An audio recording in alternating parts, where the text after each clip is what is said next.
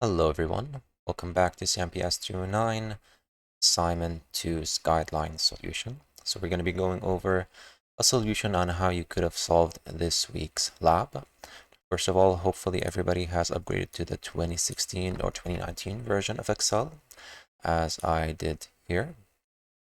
So this week you probably figured that if you hadn't had Excel downloaded yet and you were working with Outlook, it wasn't enough for this week. Some features are missing.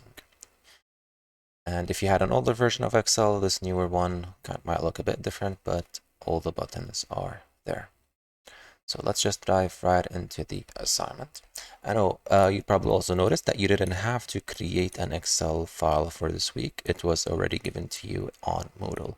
And that's going to be how it's going to be for the next assignments, for the rest of the Excel assignments that we have. So make sure you download the data file along with the instructions every week. All right, starting with the first question or first exercise on conditional formatting. What should we do? So step 1, items. Apply a light red fill with dark red text to car items. So for every really conditional formatting, you can kind of break down the question into 3 parts. What is the actual formatting that you want to do? What is the condition? And to which column you want to apply that condition, which in this case, they're telling us, oh, it's the items. So conditional formatting comes like there's 2 words. There's some formatting you want to do to some column depending on some condition.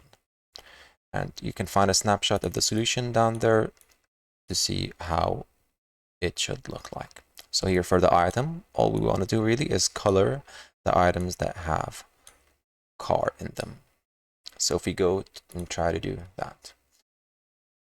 All right, so step 1 would be we have to grab the column. So you can either click on the first cell. So this is the column we want to play with, item. So you can either click on the first cell and then drag down, or you can click on the first cell, Control, Shift, keep clicking those, then the arrow key down, it'll grab the entire column for you.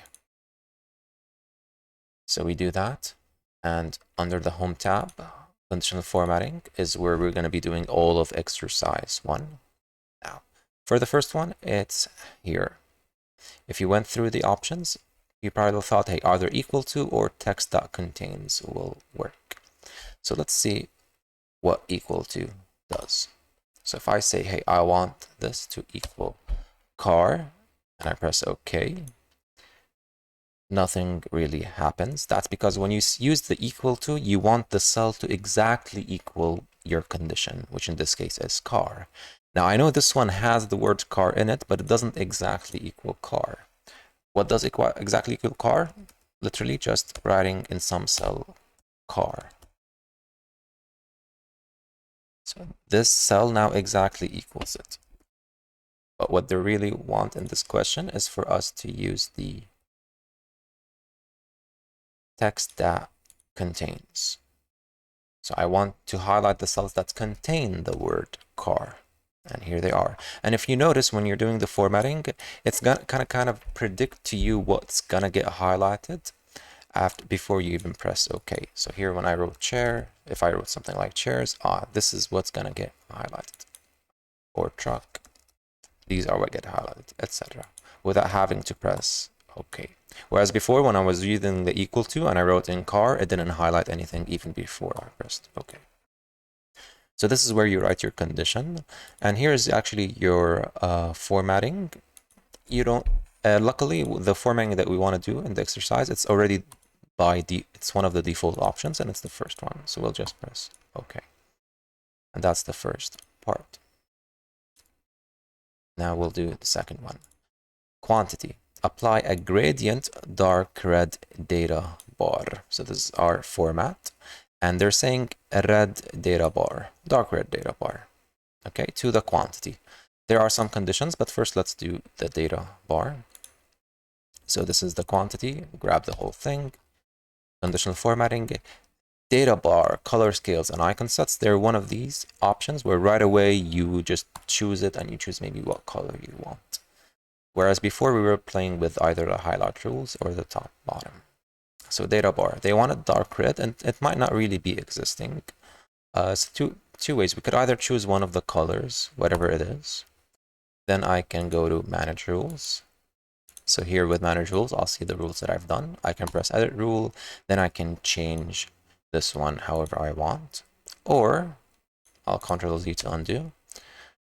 I can go to conditional formatting, and instead of choosing one of the default options, I can go to more rules right away for the data bars. And I'll choose the color that I want. So I want the color dark red. And they said they want to be a gradient fill. And the border, they wanted a solid black border. Yes, so with a black border.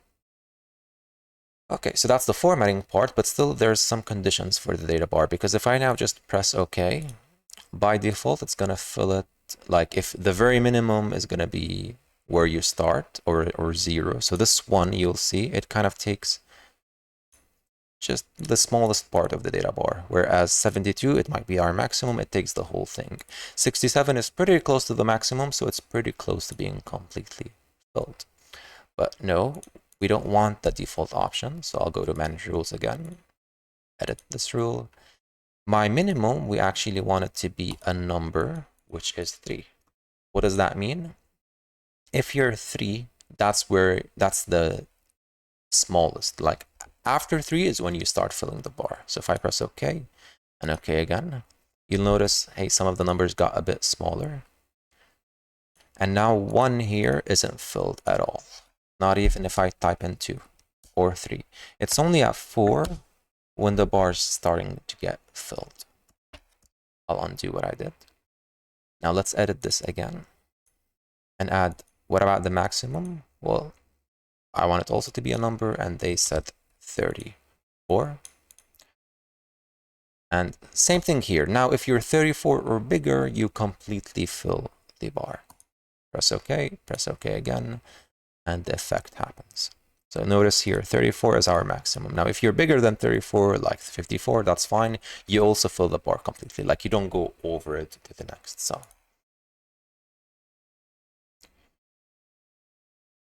Starting price. Apply a 3-color scale. So again, one of those 3 options, either data bar, color scale, or icon sets. It's one of the ones right away we can choose. Such that color value varies from gray if it's the lowest, white if it's the middle, dark red if it's the highest. So I'll just go to starting price, yes. Yeah. Grab the whole thing. Conditional formatting, color scales. Again, it might not be one of the defaults. I can choose it and then change the colors, or I can go to more rules right away. So here I have the default 2-color scale. I'll change it to 3. Now, they said, hey, the lowest, we want it to be some sort of gray. We'll pick a darker one. That's the same one. Then we have white for the middle, and finally dark red for the rest. Okay, now I could change the minimum and maximum kind of like I did, and even the midpoint. I could change all of these like we did with the data bar, but they're not asking for it, so we leave it as default. And this is what we get. I can always go back to the solution snapshot and compare. There they kind of look the same. I might have chosen a slightly darker red, but that's a darker gray, but that's fine. Okay, the next one. Price received. Apply a gray filling for the price, all the prices above 1,000. And then you notice there's another conditional formatting. So if you actually read here, it's saying overlapping rules. So we're going to have multiple rules happening to the same column at the same time. So price received, let's just do the first rule and see what happens.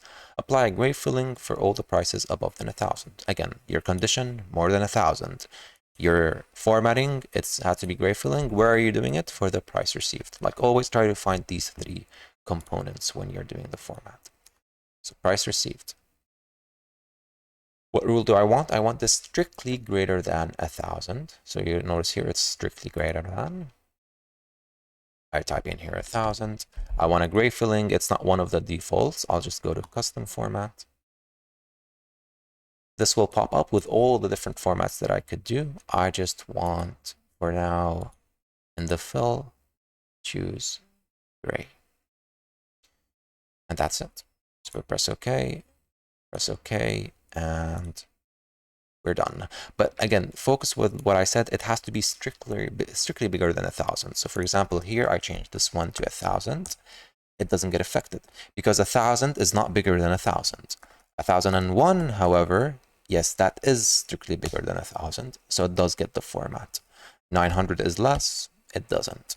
Anything really bigger than 1,000, like even 100 or a million thou, 100,000 or a million, it all gets that format. All right, that's the first rule. Now, what about the second rule? Apply a light blue filling, bold text, and dotted pattern. Okay, so first of all, I could just go ahead and, no, I can't go ahead because I don't know what my condition is. So my condition is the values have to be between 3,000 and 5,000 inclusively. So they're included. Like technically this 1,000, it's not inclusive because I don't have the or equal. But here they're saying inclusive, so 3,000 and 5,000, they have to be included. It's to the same column, so conditional highlight rules. I do have something called between. And the between, it is inclusive. So if you write here 3,000 and 5,000, it is going to be included, both these values.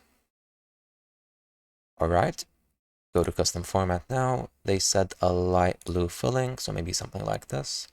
A dotted pattern. So for the pattern, this is the pattern color. I can choose here the pattern style, just something that's dotted. We could change its color like maybe orange or something like that, but they didn't ask, so we leave it automatic. Now for the font, they wanted it to be a bold. So here, font style, bold. And again, I could change the font color to something, but that's not what they're asking for yet. Okay. So dotted pattern, yeah, bold text, etc. Now, press OK. And again, I kind of get like a prediction of what's gonna get the formatting, and we press OK again. And we're done. We can move on, like we solved the two questions. But in the third point, they did say, notice the results. So let's try to focus on that for a second. So notice the result. What am I supposed to notice? Well, what were our two conditions? If you're between 3,000 and 5, or if you're bigger than 1,000. Well, some rules are gonna, or some cells are gonna satisfy both of these. Yes. Like if I have, say, 3,500, this is between 3 and 5,000, but it's also bigger than 1,000. So what really happens? Well, let's test it out. Say here, first of all, let's say I put 299. Okay, that's bigger than 1,000, but it's not between 3 and 5,000. Then I can put 3,000. That is between. So what really happened? It kind of only took the format of the second rule, yes? So is that what's happening? Am I only going to take the format of the most recent rule or I added? Not exactly. Essentially what happens, all right, first it got the gray filling, but then we applied the formatting of the second rule. Since the second rule also has some sort of filling, which is blue, it's like it's overriding the other one.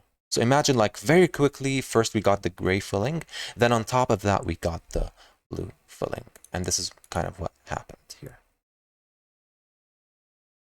So the order of the rules in which we put them is really important. Like if I try to flip the order, so I go to manage rules, these are the two rules that we added. So again, like the priority is for this most recent one I added between 3 and 5,000. So again, it's like I'm getting, okay, bigger than 1,000 first, then I'm doing this.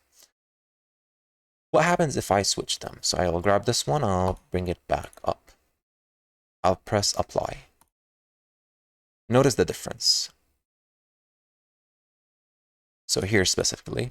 So now if something is bigger than 1,000, like say 2,000, all right, it gets the gray filling. But if it's in between, it's getting the bold and the pattern. It's no longer getting the blue. Why? Because now imagine, okay, first what happened? So if I have the value 4,000, first I'm putting the blue fill, then I'm putting the pattern, then I'm doing the bold. That's for the blue rule, let's say, the between rule.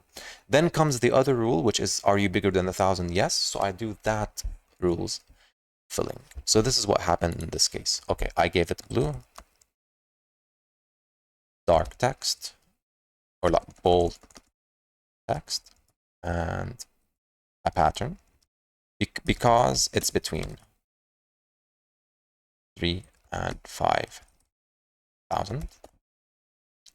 Then, oh, it's also bigger than 1,000, like my other rule.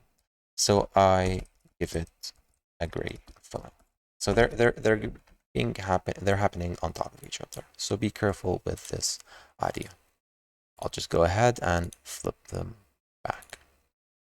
There's also the idea of stop if true. I'll leave you to try and mess up with that and see what might happen. Essentially, it's like you're saying, hey, if this formula is true, or this, I don't go and check the other rules. So something different might happen depending on what you choose.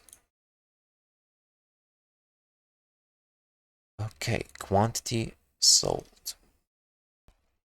We want to apply a 3-symbol gray arrow icon set such that we'll do this depending on a condition. We'll do this icon set depending on another condition, etc.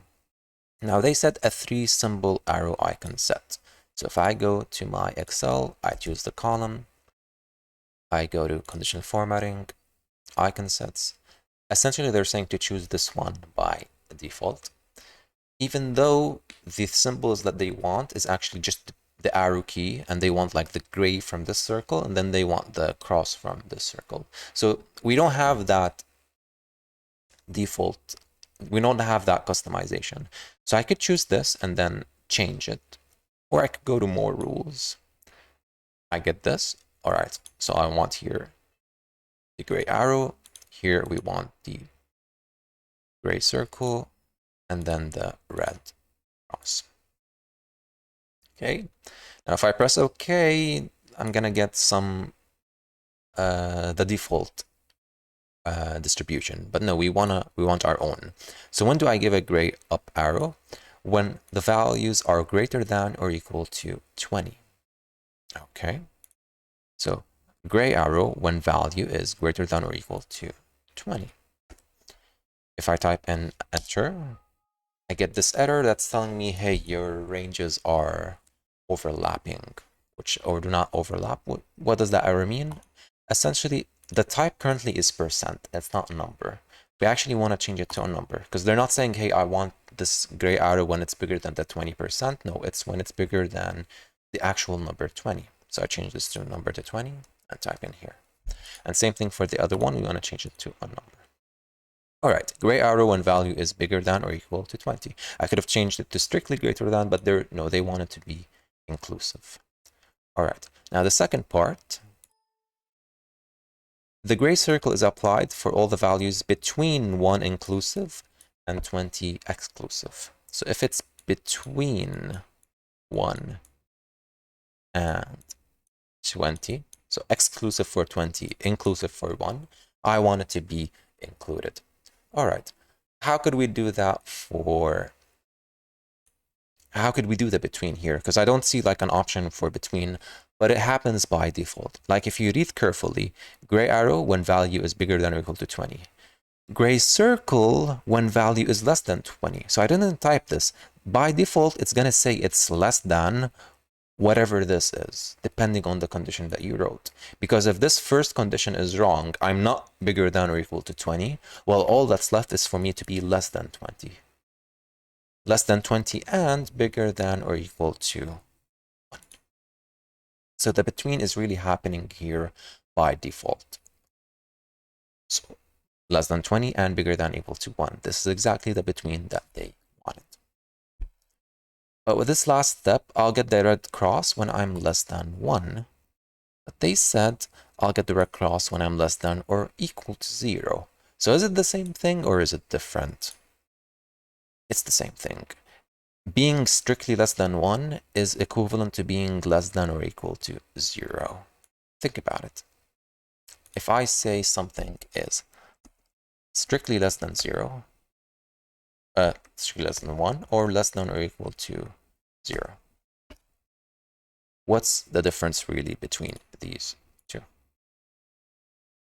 Obviously, they're both not going to be bigger than 1, 2, etc. So we're really thinking about numbers that are less than. So if I type in the 0, yes, 0 is less than 1, and 0 is less than or equal to 0. So this satisfies both of them, yes?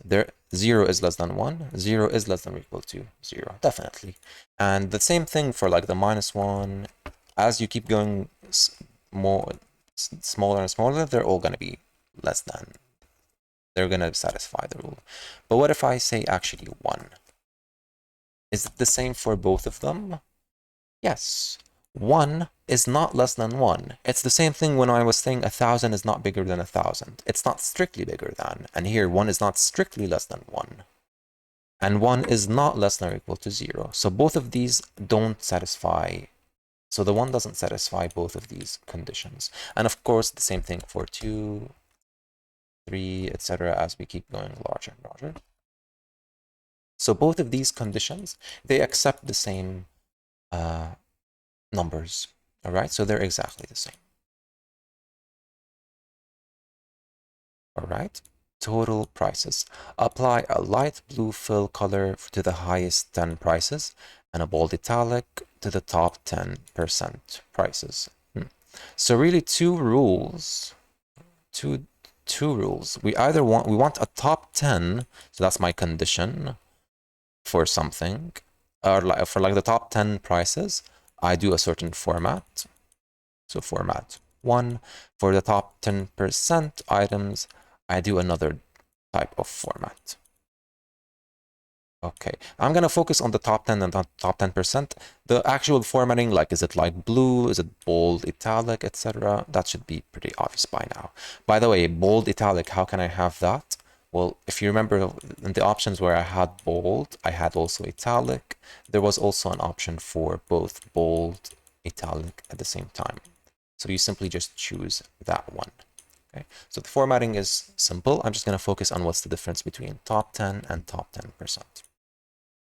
I grab this whole column, conditional formatting. So it's no longer in the highlight cells. It's not one of these. It's not in these three straightforward ones, data bars, color scale, icon sets. All that's really left is literally top bottom rules. So that would fit nicely with the top 10 and top 10% that we want. So first, for the top 10 items, if I press OK here, if you'll notice, and then I press OK, it gets applied. I know this isn't the format that we want. I'm just focusing on the top 10. If you count them, you're literally gonna get 10 items because we're highlighting the top 10. However, Control Z to undo.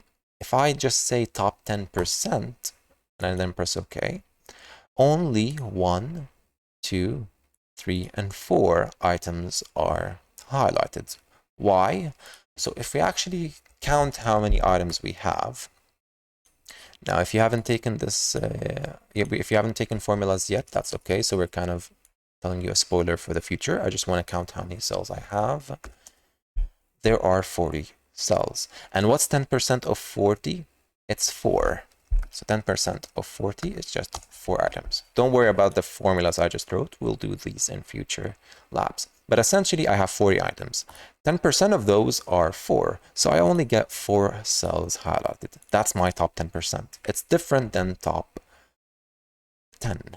And it could be more than 10 if I had enough items. If I had like 1,000 items, 10% of 1,000 items would be 100. So the top 10% in this case would give me 100 elements, and so on. So know the difference between these two.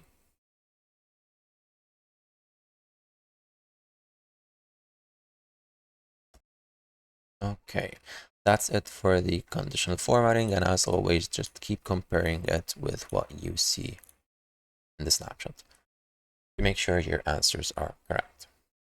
All right, exercise 2, filtering. Really important idea here, and it's very cool. Now, So let's do filter 1, then I'll talk about a few mistakes that maybe just one single mistake that a student might do when filtering. So filter 1, filter the record to display the unsold furniture. So I'll go here, filter 1. To actually turn on the filtering, choose one of the headers, like in the first row with the headers, choose one of them. You can go to here, sort and filter, then choose filter. It'll toggle on and off the filters for you. And these arrow keys that show up, there are what allow you to do your filtering. So what we're going to be doing is actually advanced filter. But first of all, I might as well talk about the mistake right away. I see here, I want unsold furniture. So I see sold. I'll just simply, okay. I'll uncheck the yes because I only want the no. Press that. I get no. So these are the unsold. Then I go to the type. I unselect everything. I only keep the furniture. It seems like I got the right answer, but this isn't the right method. So if you do this sort of thing, now for this specific filter, if you did that, it might have been fine. But really for like more filters and just in filters in general, you don't want to use this method where you're checking the boxes. You won't get points on that. So I'll clear the filter here and I'll clear the filter. What you actually want to do is advanced filters. So instead of checking the boxes of what you want or don't want, what we do is, okay, for the type, I go to text filters. I say equals. This will pop up. I want it to equal furniture. I press OK. Only the furniture is left. Then I go to sold. Text filters. I want it to equal no. I want the unsold. So I'm left with these two items. Now I know we got the same result, and maybe for this filter it's okay if you did both methods. But for advanced filters, or like for more complicated filters, you want to use the advanced ones, or you won't get points. Okay, you'll see what I mean maybe in this second exercise. And again, depending on the type of column you're filtering, you'll get different results or different filters. Like for here, I'm getting text filters. If it was a number, I'll get number filters. If it was a date, I'll get date filters, and so on. So it depends on the type of filter. So let's just see it for the next one. Filter the records to display all the trucks that are within the top 10 most expensive items. So here, a bad way of doing this. So, okay, you see the top 10 most expensive. So this is, I'll go to filter 2. Turn it on. A bad way would be to go to the total price and just, hey, uncheck them and leave maybe the top 10 most expensive. That's a bad way. You don't want to do that. Instead, what you want to do is, all right, go to number filters, top 10, then choose OK. That's it. You get the top 10. And now they didn't really specify what they meant by top 10 most expensive items. So is it for the total price? Is it for the price received? Is it for the starting price? Since if it wasn't specified, yes. So if you did it for the total price or the price received, it's okay. It should have been specified. But now the other part, the truck, I go to text filters, I write equals, I want it to equal truck, press OK, and I'm done. I chose that I want it to equal truck, and I want the number filter. And you'll notice like it's not really, the boxes aren't checked here. No, I have a filter that I chose, which is the top 10. So you'll get points on this, not if you choose the check boxes yourself. Now you might notice, hey, they're asking for the top 10 trucks and I'm getting only 3 trucks. That's fine. You might not have enough. So two reasons for this. Either you might not have enough trucks, or there's not enough trucks in the top 10 items. So there's a difference between, so they're not asking for the most expensive trucks, they're simply asking for the top 10 most expensive items and another filter for trucks. Now you might say, hey, so right now I did the total price first, then I did the type. You might say, what if I did it in reverse? Because I do have more trucks. Would that give me a different result? Let's see. I'll clear both. Now, first I'll choose truck. Then I'll go ahead here and choose. So you'll notice we do have at least 5 trucks. So I'll go to the total price now and I'll say top 10. I still get the same result. So for filters, like if you have multiple columns, you're doing multiple filters, the order doesn't matter. You're going to get the same result either way. One thing, what if they had said they wanted the top 5 instead of top 10? That's okay. Number filters, you press top 10. Instead of top 10, you could change its number to whatever you want, like top 3, top 5, etc. And we could actually have done this in the conditional formatting as well. So here, top 10. If I didn't want the top 10%, I could have chosen the top 5%, top 3, etc. And actually, if you noticed, like, filters are pretty close to conditional formatting. The only difference is over there, we're formatting, we're coloring, we're filling, but here we're just filtering. So I'm not deleting the items, I'm simply hiding them. Like you'll notice, I'm jumping from row 5 to 13 to 19 and then to 45. They didn't disappear, they're just simply hidden, the items, when you filter them. So that's just the main mistakes with filtering. Make sure you don't check the boxes. Make sure you use advanced filters. And of course, make sure you do the correct filter in the right sheet. So this filter 3 now, I have to do it in the sheet called filter 3. I don't do it in a different filter. I don't do it in the sorts. Like all the pages look the same, but we have to do the filter in the correct spot. So turn on the filter here. What is filter 3? Filter the records to display only the items where the price is above the average price. Again, they didn't specify, is it the price received? Is it the starting? Is it the total? It's fine if you chose either one. I'm just going to go with a total price and say number filters. I want it to be above average. Not only is this the correct way to doing it, you'll notice how much easier this is to do than going and checking the boxes yourself. Okay, so that's it for filter 3, straightforward. Filter 4 is really the most important filter. Filter the records to display only 4-door cars after the year 2000. Use the text filter wildcards. All right, a lot of information here. If you noticed, they're saying 4-door car items after the year 2000. Use text filter wildcards. Now, it does seem like I have two types of filters. Like it should be 4-door and it should be after the year 2000. But it's not similar to filter 2, where I set 10 most expensive items and for trucks. Why? Because for filter 2, it happened to do different columns for the type and for the, say, total price, 2 different columns. But now, if you noticed, for filter 4, cars are here, so it's in the item. So this is, they're saying they want, so sorry, they 4-door is here. So they want it in item, the 4-door, and the year is also in the item. So like here are the years. This is one that this does not satisfy the formula. Why? All right, it is after 2000, but it's not 4-door, it's only 2-door car. What does satisfy it? This one. It's after 2000, and it is 4-door car. It satisfies it. This is 4-door car, but it's not after 2000. It doesn't satisfy it. So it seems like I have two filters for the same column, which is different than having two filters on two different columns. So how could we solve this using the wildcards? First of all, what are the wildcards? If you go to text filters and then equals, and we'll say here, this will pop up. And you actually can see the definition. Use question mark to represent a single character. Use star to represent any series of characters. What does that mean? Well, if I type in, for example, say 4-star, or no, just say B-star, star, I-star. What does this mean? I'm saying I want any sequence of characters, so that's what star is, followed by a B, followed by a star, followed by any sequence of characters. Essentially, this is saying I want my word to have the letter B, and after it have the letter I.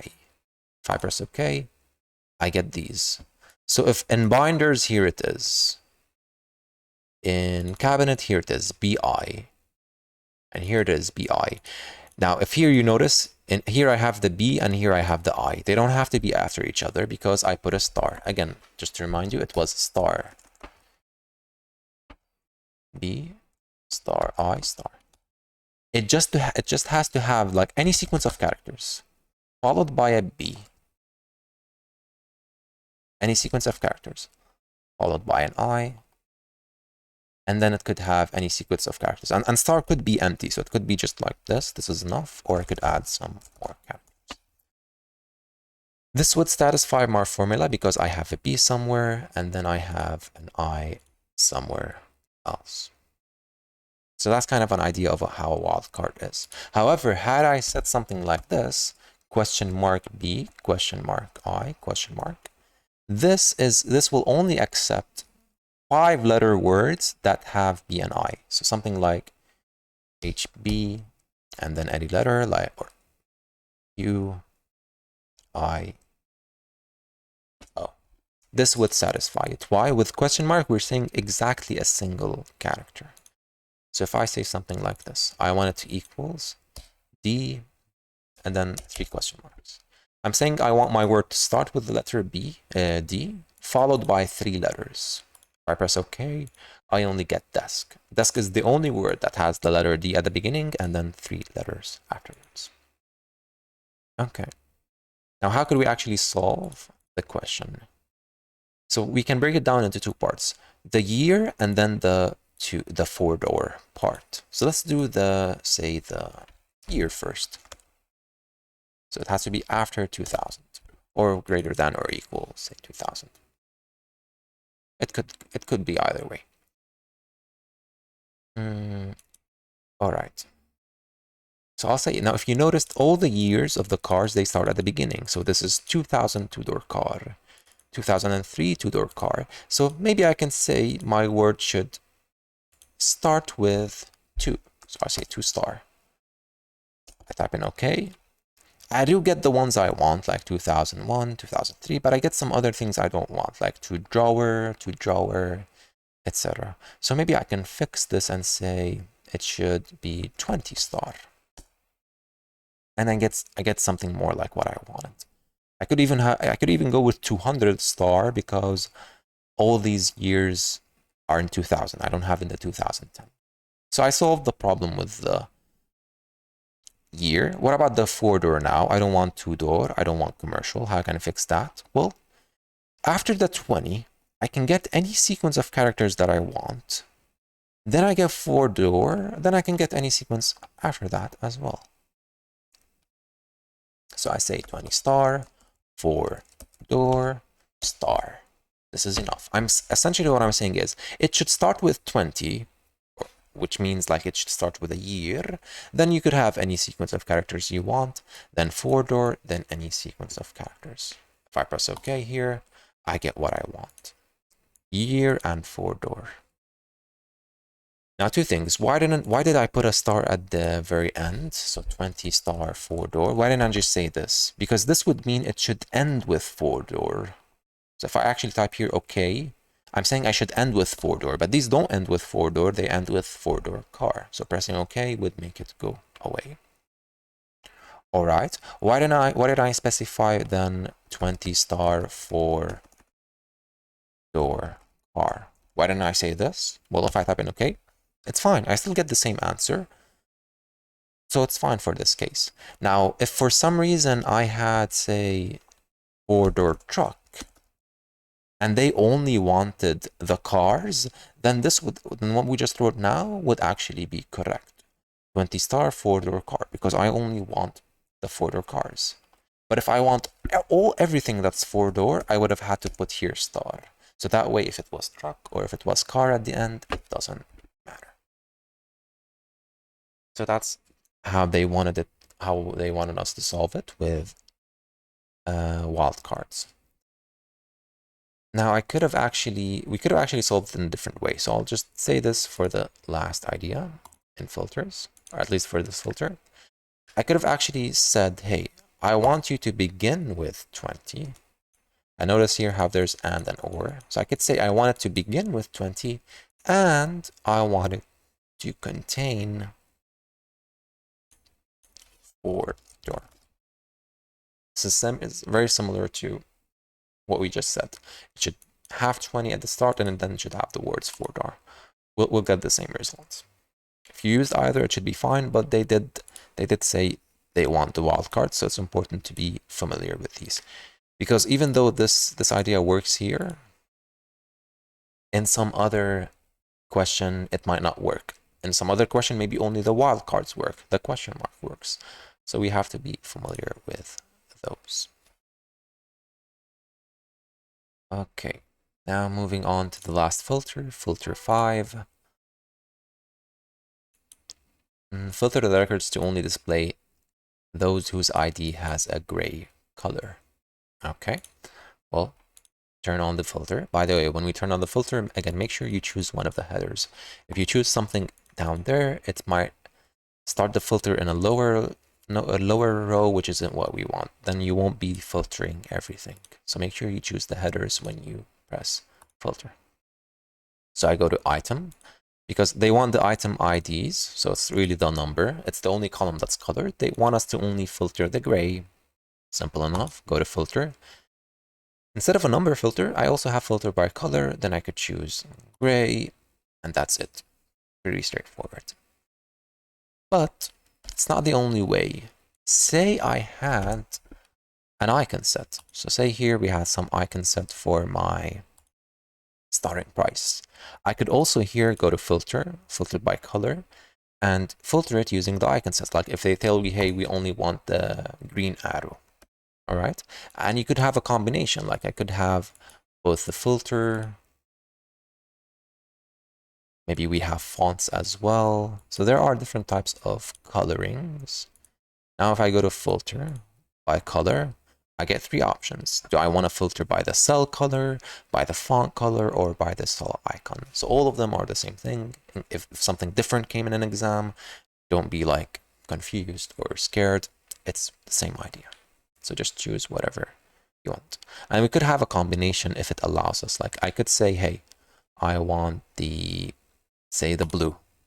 But then if you notice in the blue, you have, or the yellow, you have yellow arrow and red arrows. I can go again maybe and filter by, say, this one. Oh, never mind. I guess not. I guess we can only choose one of them. We can't choose more than one at the same time. All right, that's okay. Something new learned. So we can only, when you're choosing the filter by color, you can only choose apparently one of these options. Like I can't choose something from the icon set and then something at the same time from, say, full color. That's fine. That's filter. And again, remember not to use the checkboxes. Just try something. Like I know, for example, maybe this one, filter 4, was maybe difficult, but break it down. Maybe just do the years, or maybe just do the 4-door. That way you'll get a partial grade instead of doing the checkboxes. Then you won't get any grade at all. Because I know that it's pretty easy to do the checkboxes. So you can just go here, uncheck everything, and only check the things that actually have 4-door after the year 2000. We could have done that, but then you won't get any points on that with the checkboxing. So you might as well try to get at least partial grades instead of nothing at all. Okay, so there's one more that I missed. All right, the last idea for this assignment, which is sorting. We also do have some maybe common mistakes that usually students do here, but first let's just do the first sort. Sort 1. Sort the records by item price received in descending order. Okay, so it's specified the price received in descending order. So with numbers, descending means you start from the biggest, then you keep going down. Okay, I'm at sort 1. Again, now this time actually to do the sorting, choose any random cell in the middle, go to sort, custom sort, choose what item you want, like say, okay, so we want the price received, yes? And we want it to be largest from smallest. So here you'll choose the column, and here you'll choose how you want to sort it. So I want to sort it from largest to smallest. I press OK. I'm done. The table has been sorted from largest to smallest. Great. That's it for the first sort. But what are some mistakes that students might usually do? Well, I'll Ctrl Z to undo. One mistake that they might do, they'll specifically choose this column. They go to custom sort. This will pop up, and then they choose continue with current selection, which is wrong again. They press sort, and they do the same thing. Price received, largest to smallest, and they press OK. And they'll notice, hey, price received, whoops, is sorted. It's from the biggest to the smallest, and they think they got the answer right. But I'm gonna Control Z and Control Y, so undo and do, and see if you can notice the difference between this sort and the one we did before.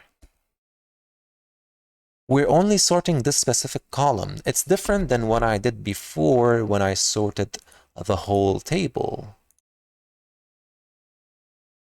from largest to smallest on price received. It's different. Why is it different? Why is the other idea wrong? Well, imagine we have a list of emails. So email 1, email 2. And let me actually write the name. Some other students. Say we put somebody here. Okay. Now, I want to sort this list by names, okay? So I want it alphabetical order on the names. Now, if I do the same wrong concept here, and remember, like, the email, so here is my email. It's right next to me. If I go and only sort this part, and I go with continue, and I choose to sort, notice what happens. Yes, this is now listed in alphabetical order, which is great. However, my email is no longer next to me. It's lost. And Zen's email is also not next to him. Same thing for Matt. Like, everybody's emails are all over the place with what we have here. So what really happened? I didn't sort the whole table. I only sorted a part of it. Same thing here. Like, if this item, all this record, all this information, it's just one unit. It's one item. This car has this many units available. It's a vehicle, it's a car, it's this price, etc. If I only sort the price received,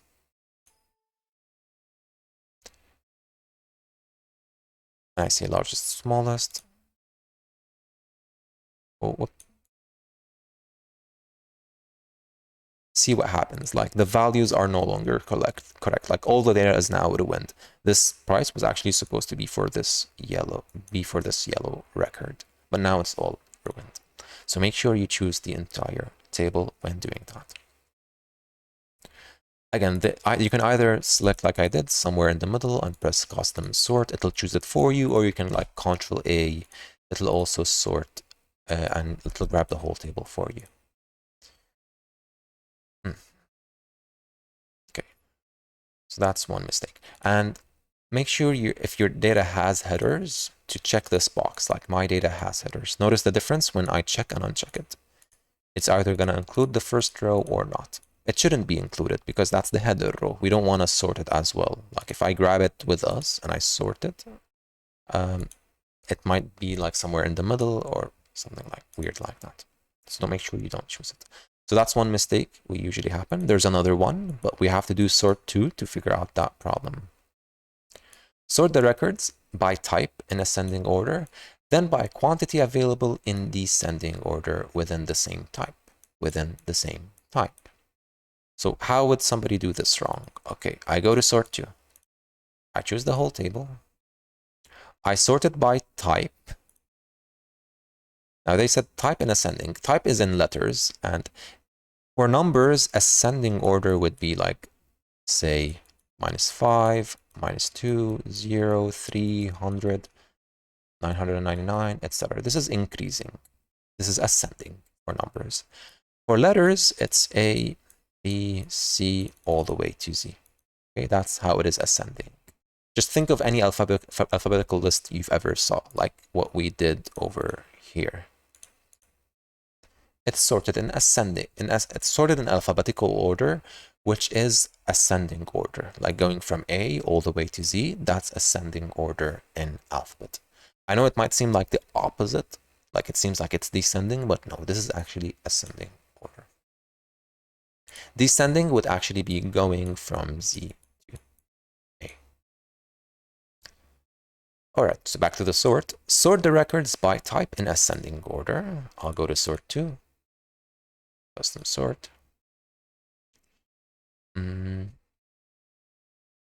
Type A to Z. I press OK, and the items, they have been the type, it has been sorted in ascending order. Like you notice car, computer, so C's, then F, then M, etc.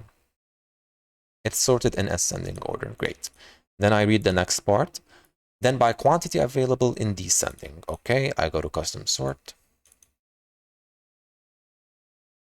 I now choose quantity available, largest to smallest for descending. I press OK. I then check the quantity available and I see, yes, it is indeed descending. And I think that I got the answer correct. But no, this answer is actually wrong. Why? You only did one sorting. Like if you actually go to the custom sort, there's only the quantity available that's being sorted. The type isn't being sorted anymore. This isn't how we want to sort. What's actually the correct way? Well, first I'll sort by the type, ascending A to Z. I'll add now another level and I'll sort the quantity available from largest to smallest. And I press OK. What's the difference here? First I'm sorting by type, then I'm sorting by the quantity available. So first the type, you'll notice it is sorted A to Z. But now the quantity available, how is that one being sorted? Well, if some types are the same, like here, car, it's all the same. Then if you focus on the car's quantity available, they are sorted in decreasing order. All right, computers are the same. So for this category, for this piece, its quantity available is also sorted in descending order. Then the furniture, same thing. So hopefully you got the idea, which is, it's not that the whole quantity available is now in descending order. No, it's if for the type you're the same, then your values are sorted in descending, etc. So that's what it means to have nested sorting or levels of sorting. That's how we should actually solve this part. All right, sort 3. Sort the records by category as follows: office equipment, vehicles, landscaping, and maintenance. All right, so this is the category. They want it to be sorted in this order. Now, if you actually go and try to sort it from A to Z or Z to A, it's not gonna work. One of these is gonna be jumbled. It's not gonna be in the order that they want. So if alphabetical order, whether A to Z or Z to A, doesn't work, what's the way? Well, we have to actually make a list. What's a list? So first of all, I'll go to custom sort.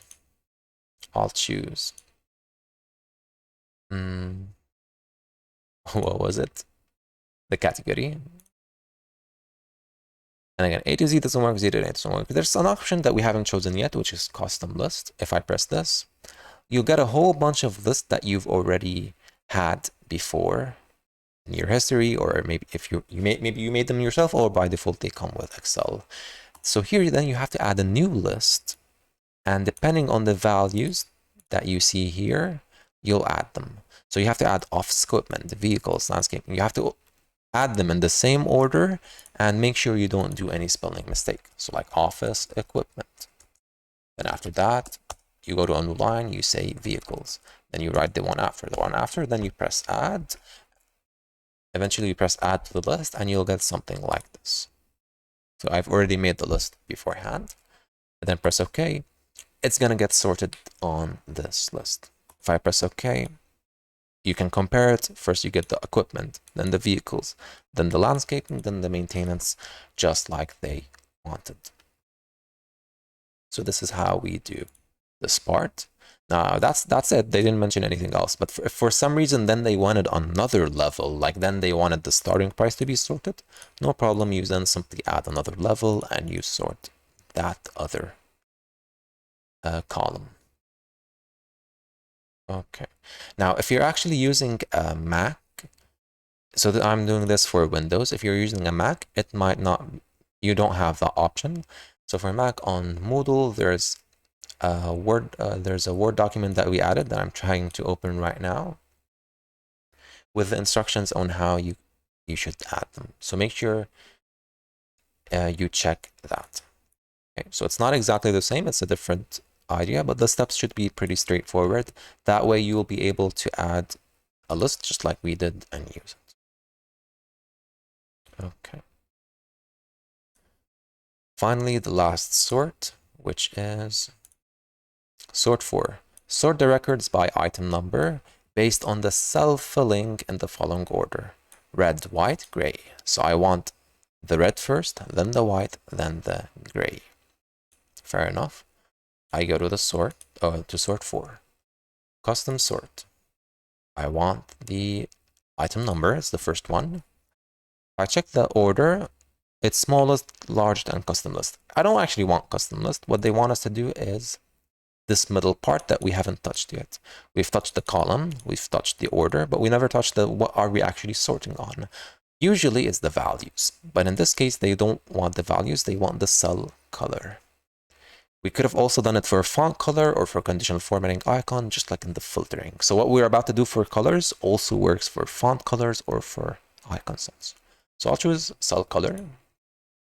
And I say, I want the red on top. That's what they want. Great. Then I try to choose the gray, but the red goes away. So it doesn't give you an option to choose multiple colors at the same time. First, you say you want the red on top. Like if you press this OK, the red will be at the very top. Great, but we still have to fix the white and the gray. So back to the sorting. The only really option is to add another level, go to item again, cell color. This time, all right, we'll choose, say, white. And now what should I do? If I say white on top, does that mean it's going to get on top of the red? Well, I then should probably put on bottom, yes, because I don't want the white to be on top of the red. But actually, if I press OK here, remember that we set white on bottom? It actually got on the bottom, but not underneath the red, it got at the very bottom. So why is that? That's because with sorting, there is priorities. First, I'm sorting this red on top. So this has the highest priority. This red is at the very top. Then this one, you're saying it should be at the bottom. It's the first one that you said it should be on the bottom, so it's getting the highest priority and it's being put at the very bottom. So instead, I should actually say here on top. And why does it work? First, you're saying put the red at the very top. Then put the white at the very top, but underneath the red, because the red is more important. The red has higher priority. And this is technically enough, because if I press OK, the red is at the very top. White is also on the top, but after the red. And finally, there's nothing left but gray. All of them are going to be shifted to the bottom. I could have added another level and, for example, said the gray could be either on top or on bottom. Both will work. Both will get the same answer. Okay, and there's actually one different way of doing this. Like notice with the first time when we accidentally like put the white at the very bottom, I could have instead chosen the gray and put that at the very bottom. So I'm saying the red is at the top. The gray is at the bottom. The only place left for white is to be really in between those two, or in other words, in the middle. So there is no one unique solution for this. Either this exercise or maybe just sorting in general. All right, and that's it for sorting. Again, be very careful with those two mistakes that we students usually do, which is either sort a specific column or when sorting, when we should actually be adding levels to the sort, they only do one. Like they might see, you might feel like, oh, I did both of them, but no, like doing one overwrites the other unless you're doing it nested like this. Okay. For the filtering, again, we're not going to repeat it. Just make sure you don't specifically choose the checkboxes. Use the advanced filters. For conditional formatting, know the difference between what text that contains it, text that equals, top 10, top 10%, etc. Just have a general idea on how all of these work. Okay, that's going to be it for this week's guideline solution. I'll see you in the next one. Goodbye.